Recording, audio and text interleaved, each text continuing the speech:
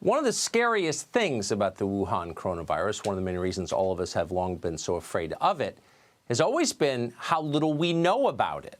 Ebola, malaria, cholera, obviously those are dangerous diseases. They've killed millions. But on the whole, we understand them pretty well, the fundamentals anyway.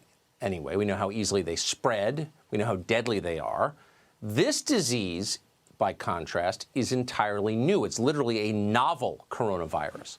Early accounts said the mystery illness coming from central China could be transmitted far more easily than the flu, and that the death rate was remarkably high. Some reports suggested it could kill 2, 3, 5, even 8% of all those who got it. Worst-case scenarios predicted millions and millions of people would die. The public was horrified. They still are.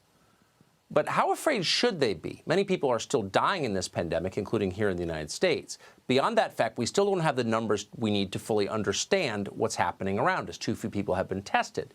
And yet, as of tonight, there are some suggestions of good news. We want to bring them to you. Here's one. Between March 22nd and April 4th, a total of 215 pregnant women delivered babies at New York Presbyterian Allen Hospital and Columbia University Irving Medical Center. Every single one of these women was screened for the coronavirus. It turned out that 33 of them had it. That's more than 15% of the total group. Of the infected, 29 of them, that's about 88% of them, were totally asymptomatic. So think about what that might mean if we extrapolated it citywide. As of April 4th, New York had more than 60,000 confirmed cases of the coronavirus and a little over 2,200 deaths. If more than 15% of New York's population was infected, that would suggest a total of 1.3 million cases in New York, with only about 150,000 of them showing symptoms. In other words, the virus would be far more widespread than we expected it to be, but also far less deadly than we expected. The actual death rate would not be 3 or 4%. It would be closer to 0.2%. That would be great. Now, we don't know for certain that's the case. 215 people is a small sample, and in this specific case, it's not a representative sample. Hospitals are major vectors for the transmission of coronavirus. Pregnant women tend to spend a lot of time in hospitals. Pregnant women are also younger and healthier than most people, so it's possible they're also less likely to exhibit symptoms of the virus. We don't know. On the other hand, this is not the only study that suggests these trends. In Scotland, researchers tested 500 people 3 weeks into the outbreak there. More than 1% tested positive for antibodies to coronavirus. That is 12 times greater than the confirmed caseload in that country at that time, 12 times more. In Denmark, a little over a month into the outbreak, only 0.1% of the population was infected, according to official numbers. And yet a screening of 1,500 people found that 2.7% actually had antibodies. That would mean the true death rate from coronavirus there might be 1/27th as high as they thought it was. Meanwhile, in Germany, the official death rate from the coronavirus stands today at about 2.5%. That's a horrifying number. And it may be real. On the other hand, in the town of Gangelt, where large-scale random testing has been performed, the death rate was found to be just 0.37%. That's a fraction of the official numbers, barely 1/7 of it. So all of this is very encouraging news. If the infection is more widespread than we thought, by definition, that means the virus is less deadly. That would mean our burden on the healthcare system would be lower than we expected it to be. And in fact, we are seeing that. It would also mean that coronavirus may be closer than we knew to running its course. It would mean an awful lot of people have already been infected with it and then recovered without even knowing it. And those people could pause and let relief sweep over them and then get back to their lives. Above all, if this is true, if these trends hold, it would mean that the rest of us could be slightly less terrified going forward. Yes, this is awful. Yes, people are dying. Yes, they will continue to die here in the U.S.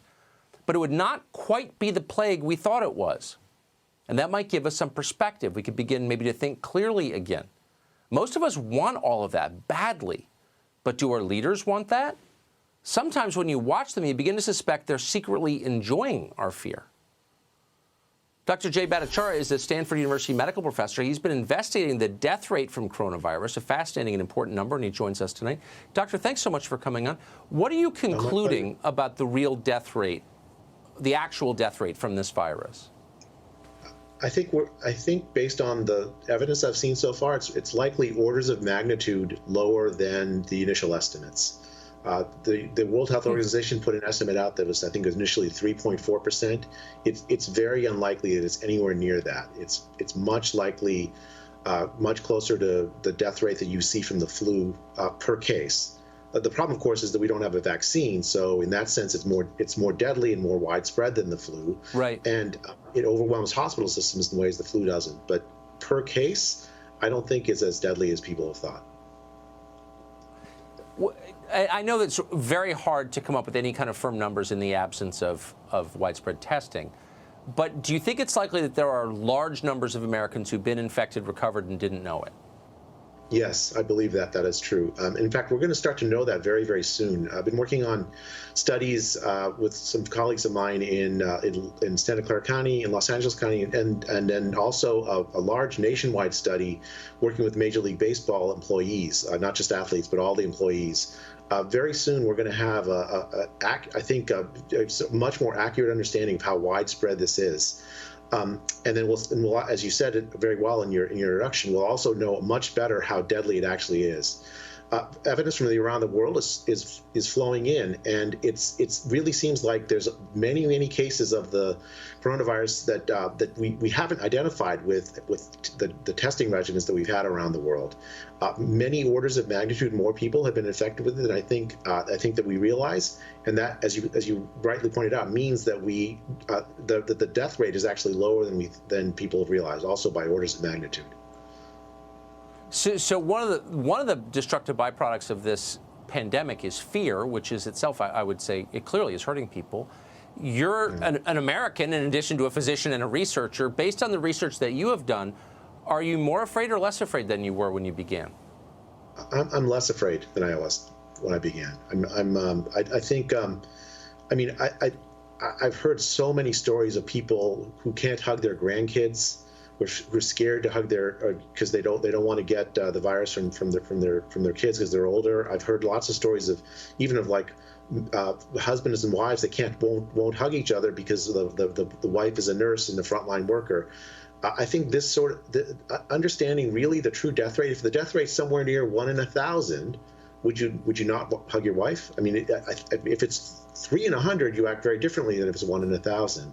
So I'm hoping once we get accurate numbers in place, we'll be able to really sort of quell the fear that's out there.